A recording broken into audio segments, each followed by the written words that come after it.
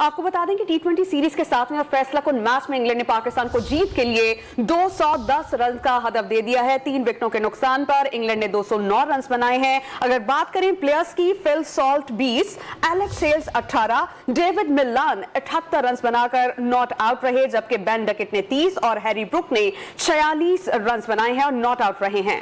आज बाबर आजम ने टॉस जीता और टॉस जीतकर पहले फील्डिंग का फैसला किया। पाकिस्तान की दावत पर पहले बैटिंग करते हुए इंग्लैंड ने 20 ओवर्स में 3 विकेटों पर 209 रन बनाए।